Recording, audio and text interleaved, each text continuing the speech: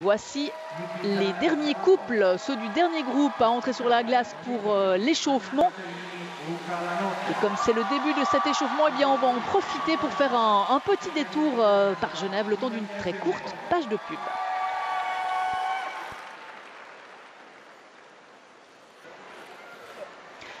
Les 5 couples de danse sur glace du dernier groupe sont sur la glace pour encore un peu plus de 3 minutes d'échauffement. C'est la deuxième discipline de ces championnats d'Europe de Zagreb qui va connaître son dénouement d'ici quelques instants. Et puis demain samedi, c'est désormais une tradition. On a groupé pour cette journée du samedi les messieurs et les dames qui connaîtront donc leur libre demain, que vous pourrez bien sûr suivre en direct sur RTS2. Et puis n'oubliez pas non plus que vous pouvez suivre également cette compétition sur notre site internet rtssport.ch, là où vous pouvez également nous poser toutes vos questions. Et puis on n'oubliera pas non plus de signaler que dimanche 18h25 RTS1 dans Sport Dimanche, il n'y aura que du beau monde puisque Stanislas Wawrinka sera invité sur le plateau de Sport Dimanche. Et là aussi vous pouvez utilisez notre site internet rtsport.ch pour lui poser vos questions. Et il y a une question de téléspectateur qui sera choisie et donc à laquelle répondra Stanislas Wawrinka. Autre invité, Gelson Fernandez, de retour au F-Session. Il sera là en duplex du Valais justement. Et puis un magazine sur le biathlon avec les frères et sœurs Queneau qui rêvent de Jeux Olympiques. Le biathlon qui est en train de se faire ou de se refaire une place en Suisse et en Suisse romande en particulier. Et puis également un autre magazine intéressant sur le snowboard, les ventes de snowboard qui sont apparemment en régression ces dernières années. Voilà donc pour une partie du copieux menu de Sport Dimanche, dimanche 18h25. On va revenir maintenant au présent, au dénouement de cette compétition de danse sur glace. Cédric, avec 3 couples là, qui vont se livrer une belle bataille pour les médailles. Ouais, effectivement, la lutte va être intense entre les deux couples russes et surtout Anna Capellini et Luca Lanotte, les Italiens. Alors, au vu de ce qui s'est passé en ce début de saison, j'aurais tendance à dire avantage aux Italiens, puisque en l'absence des Français, c'est eux qui sont le mieux classés lors de la finale du Grand Prix. Ils étaient devant les deux Russes, avec même une assez confortable avance, puisqu'ils avaient 7 points d'avance. Là, les choses sont un tout petit peu différentes, mais en fait, au niveau de l'écart des points, ça va se jouer à peu de choses. Regardez bien, Dimitri Soloviev et Akaterina Bobrova sont à 0,44 du deuxième couple russe, Ilinik Katsalapov. Et les Italiens sont à 2,45 derrière Ilinik Katsalapov. Donc on a moins de 3 points de différence. C'est rien du tout. Ça peut être une chute, ça peut être une pirouette qui n'a pas le niveau 4. Donc ça va vraiment se jouer à rien du tout.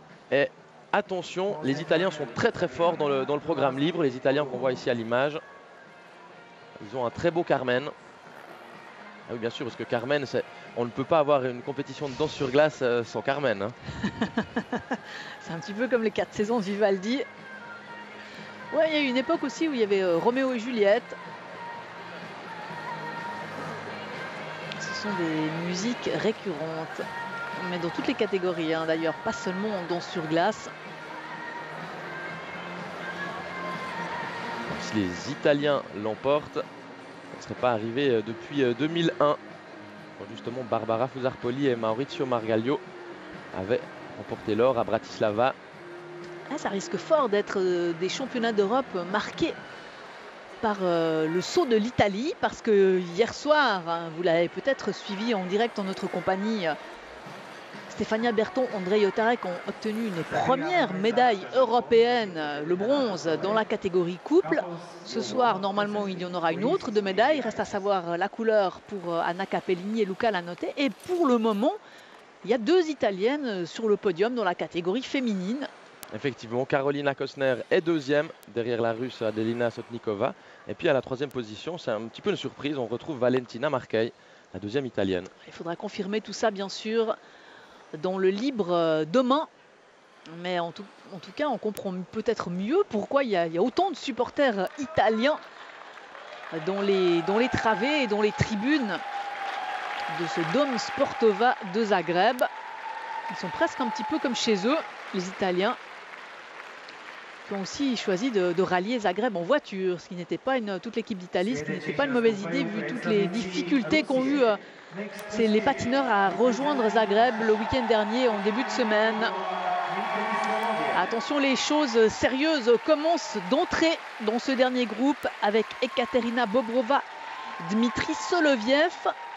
Ils sont en tête avant ce programme libre. Et pour eux, c'est l'occasion de devenir peut-être pour la première fois champion d'Europe après avoir décroché 2 fois l'argent à Sheffield et à Berne.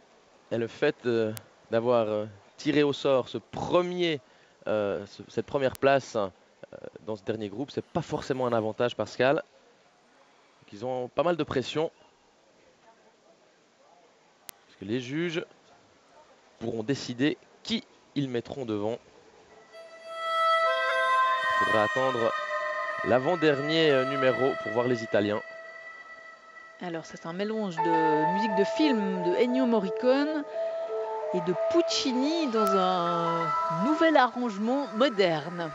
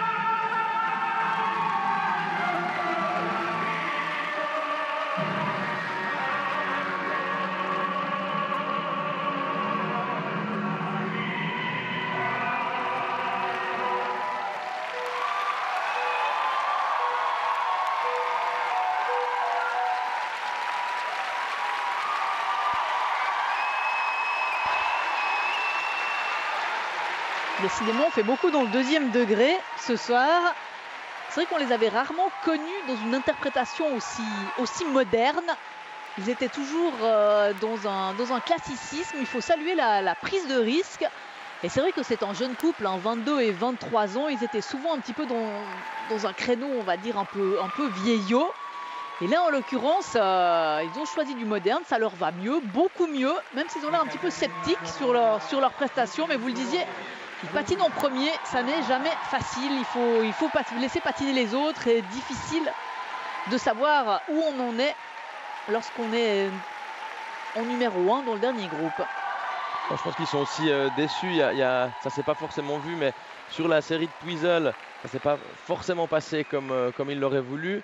C'est un peu le copier-coller de la danse courte en fait. Ils visaient un niveau 4. Ça n'a pas été le cas. Et là, ce ne sera pas le cas non plus. Donc ils perdent des points. Hein. Donc non seulement ils commencent, ils n'ont pas de référence par rapport à leurs concurrents directs. Mais c'est vrai que c'est la première fois qu'on les voit dans un style aussi contemporain, épuré, et ça leur va bien. Malgré tout, je vous avoue que j'ai pas tout à fait compris le mélange entre Ennio Morricone et la Tosca, pour le moins étrange. Drôle de Tosca aussi.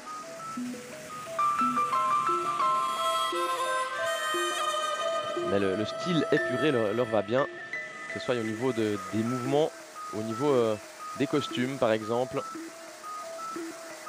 Zéro paillette, hein. Faut quand même le souligner. C'est assez rare en patinage artistique. Ça va très bien aussi. Ouais, j'aime beaucoup le costume, en particulier du monsieur.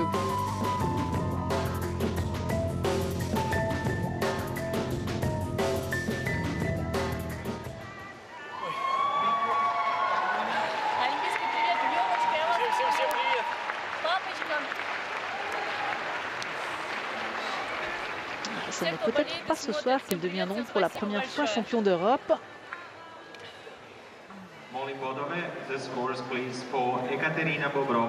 Et pourtant, il y a une place de plus à prendre sur le podium en l'absence des tenants du titre. Nathalie Pescella, Fabien Bourza, qui ont eu la malchance de voir Fabien se blesser quelques semaines avant ce championnat, mais normalement, si tout va bien, d'ici quelques jours, il sera de retour sur la glace et ils seront présents au championnat du monde de London au Canada. Alors évidemment, ils prennent la tête, ce sont les meilleurs patineurs classés à avoir patiné jusqu'à maintenant, mais l'attente va être longue.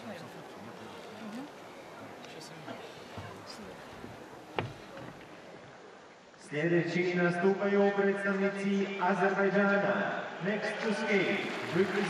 ce sont les invités surprises de ce dernier groupe.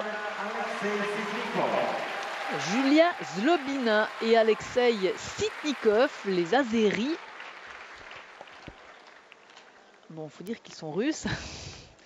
L'année passée, pour leur première participation, ils avaient fait un top 10, arrivé 10e.